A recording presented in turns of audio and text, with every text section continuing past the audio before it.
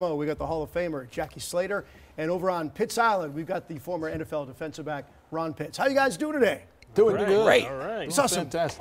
some crazy football today, didn't we? The Packer game and the Raven game with Joe Barry and that defense, the strategy at the two-point play was awesome. Then some coaches with no strategy at all. Like I'm still trying to figure out. I'm still trying to figure out what Cliff Kingsbury is thinking over there in Arizona. And I'm still trying to figure out why some coaches are not going for the field goal, why they're going for it on fourth down. Ron, what stood out to you today? Yeah, that right there, I thought Green Bay had kind of bit it there a little bit. They didn't go for the field goal. They went for it 4th and goal on the other end of the field, and then, of course, the Ravens come roaring back. End of the day, they get lucky, and, the Ravens don't make the play there to lose the game. I'm impressed, though, with Tyler Huntley. I thought he did a great job of filling in there for Lamar Jackson. Yes, Ravens should be proud of him, and he should be proud of himself. I'll tell you what, losing that game today, big for the Ravens. Boy, they've already fallen out of the top spot in the AFC North.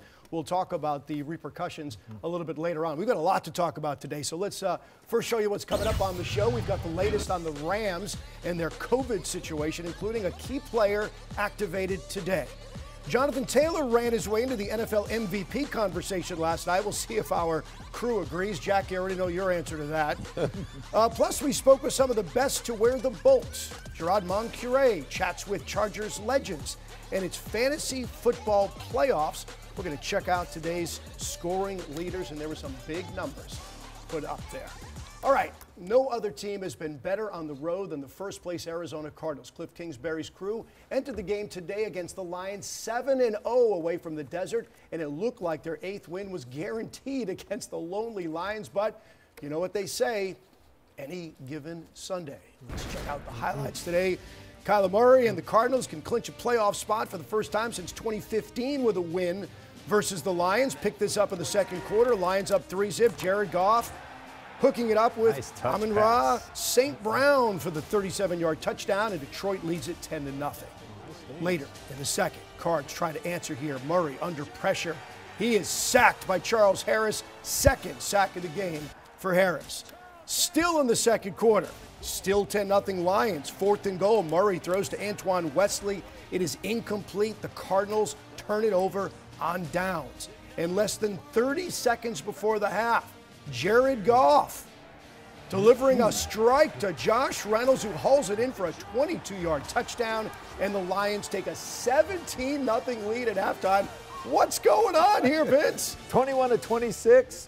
I'm telling you, 3 touchdown passes for Jared Goff today. All right, third quarter, Arizona down 17-3. Murray throws it to the sideline, intercepted by Amani Oruwariye, who goes 50 yards on the return, 6th INT of the season for Oruwariye. Next play from scrimmage, Jared Goff going to hit Jason Kabinda for the 6-yard touchdown. The linebacker turned fullback, hauls it in. The Lions upset the Cardinals 30-12, the final, so no clinching today for Kyler Murray and company. You see what they did? You see what they did? They come out and they throw the football 50 times. They threw it 50 times, Jackie. Let's check out the 49ers at home against Matt Ryan and the Falcons. 40 seconds to go in the half. They're tied 10-10. Deebo Samuel, the wide receiver / running back, scores again. 49ers up 17-10 at halftime.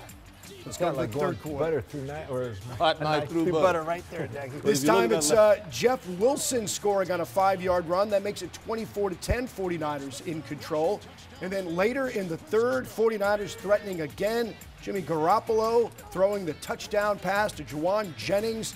The 49ers win it, beating the Falcons 31-13 and improving to 8-6 on the season. So let's take a look at the NFC Western Division standings, and here's how it stacks up. By virtue of that loss today, the Cardinals now 10-4. The Rams just a half game back. 49ers at 8-6, and you see the Seahawks at 5-8. We know that coming up on Tuesday, it'll be the Rams and the Seahawks, guys. If the Rams can win that game, they'd also be 10-4. They'd be tied with the Cardinals. They've had split the season series, but by virtue of their divisional record, the Cardinals would still hold the tiebreaker over the Rams for the divisional title. What do we think about these standings so far? What do you think about the Rams coming up on Tuesday and their chances to overtake the Cardinals at some point this season and win the Western Division? Well, I like the Rams against Seattle this week, but I think the hot team to look out for is the 49ers, because this 49er team is playing great defense. Their offense is in sync. They get their ball to Deebo Samuel. They're spreading it. They're running the football. They're tough.